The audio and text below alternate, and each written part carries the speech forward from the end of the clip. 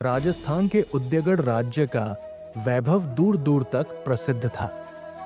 राजा अर्जुन सिंह एक न्यायप्रिय, वीर और दूरदर्शी शासक थे। उनकी पत्नी रानी वसुंधरा अद्वितीय सौंदर्य और बुद्धिमत्ता की मिसाल थी। दोनों ने उद्यगढ़ को स्वर्ण युग में पहुंचा दिया था, परंतु एक रात ने इस स्वर्ण युग को अंधकारमय बना दिया। रानी वसुंधरा का जन्मदिन था। महल रोशनी से जगमगा रहा था। संगीत, नृत्य और उत्सव की धूम थी। राजा रानी ने प्रजा के साथ मिलकर ये आनंदोत्सव मनाया और फिर अपने शयन कक्ष में चले गए। लेकिन अगली सुबह जब उनकी प्रिय दासी मंगला कमरे में पहुंची तो उसके मुंह से एक चीख निकल गई।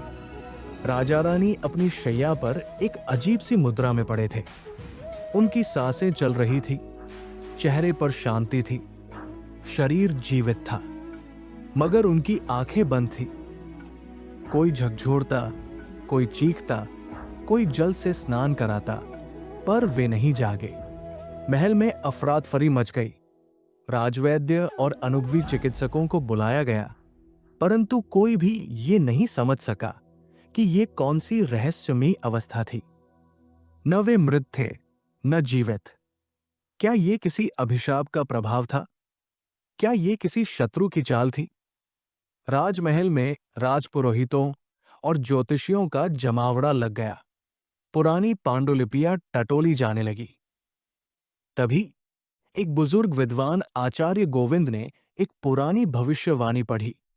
जब उद्यगढ़ की धरती सबसे समृद्ध होगी, तब सत्य और छल की परीक्षा होगी। राज्य के सबसे बड़े शासकों को सुला दिया जाएगा। तब तक वे नहीं जागेंगे जब तक कि उनकी आत्माओं को सत्य से नहीं जोड़ा जाएगा। ये सुनते ही दरबार में सन्नाटा छा गया। ये भविष्यवाणी क्या सच में राजा रानी पर लागू हो रही थी? राज्य भर में डर और अफवाहें फैल गई। कुछ लोगों ने कहा कि ये पूर्वजों के श्राप का परिणाम था। कुछ का मानना था कि राजमहल में किसी गद्दार ने जहर दिया। लेकिन सबसे बड़ा सवाल था, राजा रानी को कैसे जगाया जाए? उद्यगढ़ के सेनापति भानु प्रताप सिंह राजा अर्जुन सिंह के सबसे भरोसेमंद व्यक्ति थे। वे ना तो अंधविश्वास में यकीन रखते थे और ना ही किसी को इतनी आसानी से दोषी मानते थे। उन्होंने जांच शुरू की। महल के हर व्यक्ति से पूछताछ हुई।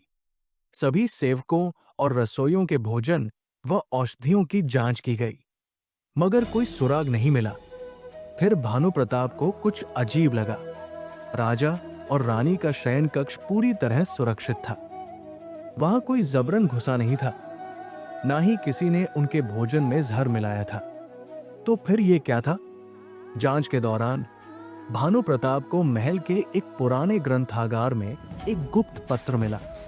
इसमें लिखा था, कभी कभी जीतने के लिए नींद जरूरी होती है, पर यह नींद तब तक नहीं टूटेगी जब तक सत्य उजागर न हो। यह पत्र किसी ने जानबूझकर महल में छोड़ा था। भानु प्रताप ने अपने गुप्तचरों को पूरे राज्य में भेजा। कुछ ही दिनों में एक चौंकाने वाला खुलासा हुआ। यह साजिश महल के भीतर ही रची गई थी। राजा अर्जुन सिंह का सौतेला भाई विक्रम सिंह, जो वर्षों से सत्ता पाने की लालसा रखता था, इस षड्यंत्र का मास्टरमाइंड था। विक्रम सिंह की पत्नी अनीता देवी ने एक विदेशी औषधि विक्रेता से एक अत्यंत दुर्लभ कुंभकर्णी जड़ी मंगवाई थी। एक ऐसी जड़ी जिससे व्यक्ति एक अज्ञात समय तक गहरी नींद में चला जाता था। वो औषधि किसी आम जहर की तरह नहीं थी, बल्कि ये मन और आत्मा को निष्क्रिय कर देती थी। व्यक्ति तब तक नहीं जाग सकता था जब तक उसे सत्य रस न दिया जाए। एक ऐसी औषधि जो केवल हिमालय की दुर्लभ जड़ी बूटियों से बनाई जा सकती थी। अब सबसे बड़ी चुनौती थी सत्य रस लाना। भानु प्रताप और उनके साथी हिमालय की ओर रवाना हुए। वे बर्फीली चोटियों, गहरी खाइयों और दुर्गम जंगलों को पार करते हुए, कई कठिनाइयों से जूझते हुए आखिरकार उस दुर्लभ पौधे तक पहुंचे। लेकिन वहां एक और मुश्किल थी।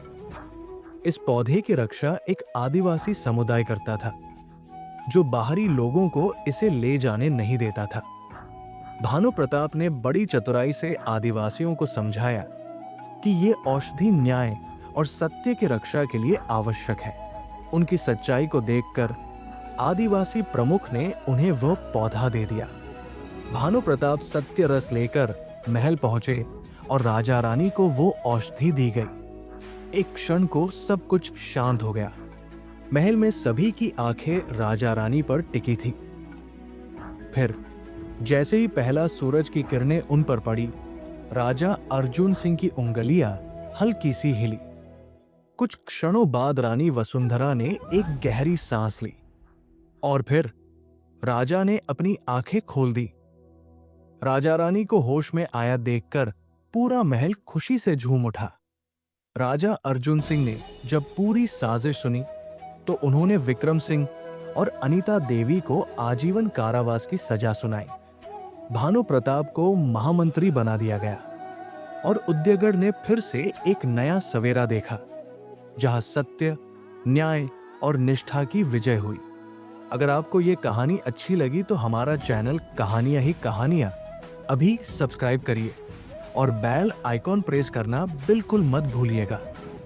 धन्यवाद।